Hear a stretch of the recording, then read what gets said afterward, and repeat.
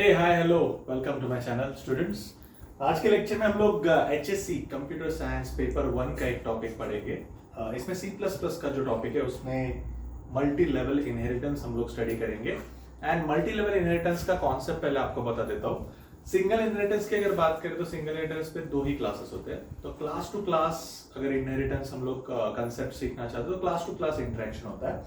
यहाँ पे multi level inheritance में अगर मैं डायग्राम ड्रॉ करके आपको बताऊं तो सपोज यहां पे you have class A, then class B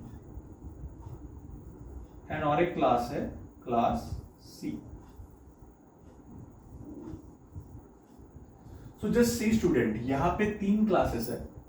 inheritance के लिए हम लोग क्या कर रहे हैं, ये जो क्लास है जो टॉप लेवल पे मैंने दिखाया जैसे ये क्लास ए, तो इसको हम लोग बेस क्लास बोलेंगे। ठीक है, ये है आपका base class. So class A is called as base class. फिर क्लास ए से हमने बी को क्या किया, डिराइव किया। सो हमारा जो सेकेंड क्लास है वो मेन क्लास से हम लोगों ने क्या किया है, डिराइव किया। अभी ये जो थर्ड क्लास है जो कि क्लास सी है उसको हमने बी से डिराइव किया। ओके, तो ये भी एक डिराइव्ड क्लास है। सो इन मल्टी लेवल इनहेरिटेंस हम लोग टॉप में क्लास ए को रख रहे हैं, फिर ए से हमने बी को डिराइव किया और फिर बी से सी को डिराइव किया। तो सबसे लास्ट में जो डिराइव हुआ है वो सी है। तो प्रोग्रामिंग के लिए आपको कॉन्सेप्ट क्या याद रखना है, आपको एक बेस क्लास क्रिएट करना है, फिर बेस क्लास के बाद आपको एक डिराइव क्लास क्रिएट करना है, फिर डिराइव्ड का भी डिराइव्ड क्लास क्रिएट करना है। That is multi level inheritance.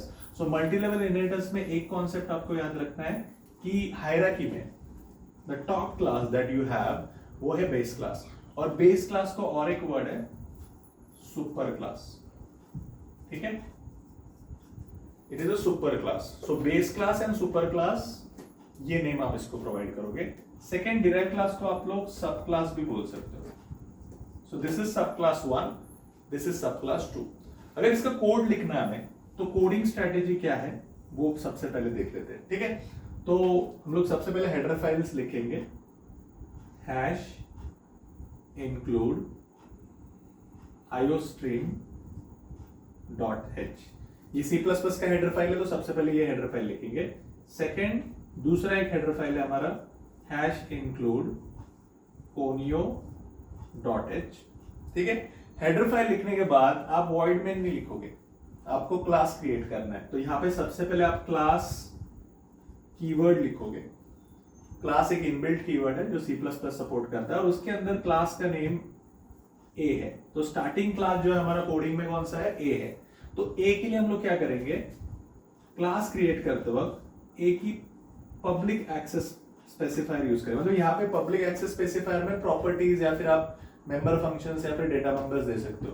फिलहाल जो भी फंक्शन हम इसमें लिखेंगे उसको हम मेंबर फंक्शन बोलेंगे इन टर्म्स ऑफ इनहेरिटेंस। तो C++ में जब आप क्लास रिलेटेड कोई प्रोग्राम करते हो और उसके अंदर कोई फंक्शन ले रहे हो तो that function is member function. तो यहाँ पे मैं क्लास ए में एक फंक्शन ले रहा हूं, void display, और इस फंक्शन में एक मैसेज हम लोग शो करेंगे cout हाय। तो यहाँ पे मैंने क्या किया, एक डिस्प्ले नाम का फंक्शन लिया और डिस्प्ले नाम के फंक्शन में एक cout मैसेज लिया हाय। फिर इस पर्टिकुलर फंक्शन को कंप्लीट करेंगे। तो यहाँ पे जो कर्ली ब्रैकेट आपको दिख रहा है वो क्लास का है, इसके नीचे जो कर्ली ब्रैकेट्स आपको दिख रहे हैं वो फंक्शंस के है। तो फंक्शन का नाम है डिस्प्ले। डिस्प्ले फंक्शन किसको बिलोंग करता है, क्लास ए को बिलोंग करता है। फिर हम क्लास को कंप्लीट करेंगे।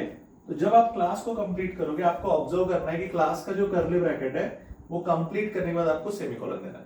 तो यहाँ पे फर्स्ट जो क्लास आपने डिक्लेयर किया वो कंप्लीट हुआ। जब आप कोडिंग कर रहे हो तो please remember one thing, class keyword जो है वो स्मॉल में लिखना है आपको। कैपिटल ए मतलब क्लास का जो नेम है उसका फर्स्ट लेटर आपको कैपिटल देना है। फिर जो कर्ली ब्रैकेट है वो क्लास का ओपनिंग कर्ली ब्रैकेट है। क्लास की पब्लिक प्रॉपर्टी हम लोग यहाँ पे तीन एक्सेस स्पेसिफायर्स होते हैं जैसे कि पब्लिक, प्राइवेट एंड प्रोटेक्टेड। तो इनका कॉन्सेप्ट हम लोग एक लेक्चर में देख लेंगे, पब्लिक एक्सेस स्पेसिफायर होता क्या है, प्राइवेट प्रोटेक्टेड होता क्या है। बट एक चीज याद रखना कि पब्लिक एक्सेस स्पेसिफायर की वजह से कोई भी आउटसाइड क्लास इस क्लास की प्रॉपर्टीज को एक्सेस कर सकता है। तो ये हो गया आपका बेस क्लास जो कि क्लास ए है। अभी सेकंड जो है हमारा डिराइव्ड क्लास, मतलब क्लास ए से हम लोग बी को डिराइव कर रहे हैं। ठीक है, तो यहाँ पे हम लोग डिराइव क्लास कैसे क्रिएट करेंगे, क्लास बी, और उस क्लास को हमने किससे डिराइव किया है, पब्लिक ए। मतलब जिस क्लास को आपको डिराइव करना है वो पहले लिखोगे, क्लास बी को डिराइव किया है, किससे डिराइव किया है, ए से डिराइव किया है, तो यहाँ पे पब्लिक ए लिखना पड़ेगा। अभी आप यहाँ पे क्लास कीवर्ड मत लिखो, पब्लिक क्लास ए लिखने की जरूरत नहीं है, क्योंकि ऊपर ऑलरेडी क्लास कीवर्ड आपने लिखा था और कंपाइलर को पता है कि यहाँ पे ये वाला जो क्लास है ए वो क्लास है, तो आपको रिपीटेडली यहाँ पे क्लास लिखने की जरूरत नहीं है। ये कोडिंग में भी आपको डिसिप्लिन रखना है टर्बो सी प्लस में, अदरवाइज एरर आ जाएगा। ठीक है, तो यहाँ पे इस क्लास की भी पब्लिक प्रॉपर्टीज ले लेते हैं हम लोग, और इसमें भी एक फंक्शन लेते हैं void easy। ठीक है, हम फंक्शन को कुछ भी नाम दे सकते हो, मैंने एक फंक्शन को नाम दिया और इसमें सी आउट एक मैसेज लिखेंगे कि हेलो। मतलब ये जो मैसेज है वो इस क्लास को बिलोंग करता है, क्लास बी को। ठीक है, तो यहाँ पे इस क्लास का फंक्शन कंप्लीट करेंगे और यहाँ पे सेमीकोलन देंगे। ठीक है, तो मैंने एक क्लास ए लिया जो कि बेस क्लास है, उसमें पब्लिक प्रॉपर्टीज मेंटेन किए, उसके अंदर एक फंक्शन लिया जिसमें मैंने मैसेज डाला है हाय, क्लास कंप्लीट किया यहाँ पे। फिर हम लोग इनहेरिटेंस के लिए क्लास बी क्रिएट कर रहे हैं, क्लास बी को हमने डिराइव किया ए से, और फिर उसका भी सेपरेट फंक्शन लिया। तो बी का खुद का भी एक मेंबर फंक्शन है, ए का खुद का मेंबर फंक्शन है। अभी मैं क्या करूंगा, अभी सी क्लास को बी से डिराइव करूंगा, मतलब मैं लिखते वक्त लिखूंगा क्लास सी, कोलन देना बहुत जरूरी है जब आप क्लास डिराइव कर रहे हो, तो ये ऑब्जर्वेशन बहुत इंपॉर्टेंट है। यहां पे लिखूंगा पब्लिक बी, क्योंकि हम बी से सी को डिराइव कर रहे हैं, मतलब ए से बी डिराइव हुआ और बी से सी डिराइव हुआ, तो सी का खुद का भी फंक्शन होगा। ओके, तो यहाँ पे भी उसकी पब्लिक प्रॉपर्टीज हम लोग देंगे, और फिर इसके अंदर हम लोग क्या करेंगे, एक फंक्शन लेंगे void। फंक्शन का नेम आप कुछ भी ले सकते हो, यहाँ पे मैं कुछ अलग मेरे नाम के हिसाब से अलग अलग फंक्शंस डिसाइड कर रहा हूँ, मैं खुद डिफाइन कर रहा हूँ, easy function, display function, no function. So आप अपने तरीके से फंक्शंस को नेम प्रोवाइड करो। और void जहाँ पे दिख रहा है वो एम्प्टी फंक्शन है, मतलब उसके अंदर कोई पैरामीटर नहीं है, उसके अंदर कोई रिटर्न वैल्यू नहीं है, इसलिए हम लोग उसको void लिख रहे हैं। तो इस पे भी सी आउट लिख देते हैं, सी आउट वेलकम। तो यहाँ पे जो मैसेज है वेलकम वो मैंने मेंटेन किया, और फिर इस क्लास को भी कंप्लीट कर लेंगे। तो यहाँ पे तीनों क्लासेस हम लोगों ने इंप्लीमेंट कर लिए, बट अभी ऑब्जेक्ट क्रिएट करना है, मतलब जब तक आप ऑब्जेक्ट नहीं बनाते तब तक क्लास एक्टिवेट इनिशिएट नहीं होता है। तो आपको अगर यहाँ पे एक ऑब्जेक्ट क्रिएट करना है तो void मेन में जाओगे, void मेन में आप क्या करोगे, जो लास्ट में डिराइव किया, मतलब आपने सी को डिराइव किया सबसे लास्ट में, ए से बी को किया, बी से आपने सी को डिराइव किया, तो ऑब्जेक्ट किसका बनेगा, जो सबसे लास्ट में डिराइव हुआ है। तो मैं यहाँ पे लिख रहा हूँ क्लास सी, और ऑब्जेक्ट का नाम क्रिएट कर रहा हूँ एक्स, मतलब मेरे ऑब्जेक्ट का नाम है एक्स और क्लास का नाम है सी। तो सी का ऑब्जेक्ट बनाया हमने, क्यों, क्योंकि ए पेरेंट है, ए का चाइल्ड कौन है, बी, एंड बी का चाइल्ड कौन है, सी।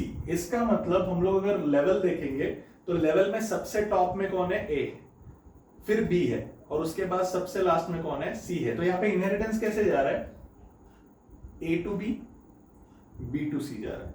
मतलब अगर आप देखोगे सी डायरेक्टली ए के इन्फ्लुएंस में क्यों आ रहा है, बिकॉज सी का कनेक्टिविटी बी के साथ, और बी का कनेक्टिविटी इंटर्न किसके साथ है, ए के साथ है। इसके लिए सी बी के भी प्रॉपर्टीज एक्सेस करेगा एंड ए के भी प्रॉपर्टीज एक्सेस करेगा। That is what in inheritance you have a benefit. तो मैं सारे फंक्शंस यहाँ पे एक्सेस करने की कोशिश करूंगा। सबसे पहले x जो ऑब्जेक्ट है वो a के फंक्शन को एक्सेस करने की कोशिश करेगा। तो यहाँ पे लिख रहे हैं x डॉट डिस्प्ले, क्योंकि a के अंदर फंक्शन है डिस्प्ले। ठीक है, फिर नेक्स्ट दूसरा फंक्शन जो है x, ऑब्जेक्ट एक ही है बट फंक्शंस अलग अलग एक्सेस कर रहा है, इजी। और जब आप फंक्शन कॉल करते हो तो यहाँ पे सेमीकोलन देना है। यहाँ पे ऊपर जब फंक्शन लिख रहे हैं यहाँ पे सेमीकोलन आपको नहीं देना है रूल के हिसाब से। जब कॉल कर रहे हो तभी यहाँ पे आपको क्या देना है, सेमीकोलन। और एक लास्ट वाला फंक्शन बचा है हमारा नो, तो उसको भी एक्सेस करेंगे। फिर get C H, and get C H के बाद प्रोग्राम कंप्लीट। तो यहाँ पे मल्टी लेवल में एक चीज आपको याद रखना है, बेस क्लास, बेस से हम लोगों ने एक डिराइव क्लास क्रिएट किया, फिर डिराइव से हम लोगों ने और एक डिराइव क्लास क्रिएट किया। तो सबसे लास्ट में जो डिराइव क्लास क्रिएट किया उसका ऑब्जेक्ट बना के हमने सारे फंक्शंस क्या किए, एक्सेस किए। तो मल्टी लेवल इनहेरिटेंस के लिए ये बेस्ट थियोरेटिकल एग्जांपल आप ले सकते हो। एग्जाम में भी, बोर्ड एग्जाम में जब आप आंसर लिख रहे हो मल्टी लेवल का, तो आपको डायग्रामेटिकली भी रिप्रेजेंट करना है। आपको ये सिंटैक्स, अगर आप कोड लिख पाओगे तो और भी अच्छे है 3-4 मार्क्स के लिए। So you have benefit of writing program. अगर आपका राइटिंग प्रैक्टिस अच्छा है, प्रोग्राम आप करेक्टली लिख पा रहे हो, तो टाइपिंग प्रैक्टिस भी आपका हो जाएगा। क्योंकि टाइपिंग करते वक्त again I am telling repeatedly कि टाइपिंग में बैकस्पेस होता है, राइटिंग में नहीं होता है। क्योंकि यहाँ पे अगर मैं कुछ मिस्टेक करूँ तो ओवरराइट करूंगा तो मैं पकड़ा जाऊंगा। क्यों? बिकॉज एरर सीखना पड़ेगा आपको कि एरर कैसे फाइंड आउट करते हैं। तो ये जो थियोरेटिकल कॉन्सेप्ट है मल्टी लेवल इनहेरिटेंस का, वो मैंने आपको बताया। और उस पर्टिकुलर कॉन्सेप्ट के लिए आपको बेस, डिराइव एंड डिराइव का डिराइव, ये हायरार्की मेंटेन करना है। So you have multi level, multiple inheritance भी है, we have hybrid inheritance also, and we have single inheritance also. So ये जो टाइप्स है ये बहुत इंपॉर्टेंट है, single, multiple, multi level and hybrid. ये अगर इनहेरिटेंस के टाइप्स आप लोग सीख लेते हो, then it is good for you to have theory as well as that chapter complete. क्योंकि C++ चैप्टर थोड़ा डोमिनेटिंग है in paper 1। So I hope ये पर्टिकुलर टॉपिक आपको समझा। इसका जो कोडिंग है मैं आपको नेक्स्ट लेक्चर में एज ए वीडियो बना के एक्सप्लेन कर दूंगा। सेम ये जो कॉन्सेप्ट मैंने दिखाया ये मैं प्रैक्टिकली आपको रन करके दिखाऊंगा। सो आई होप ये particular theory multi level inheritance का आपको अच्छा लगा। So please like, share and subscribe my channel. Thank you very much.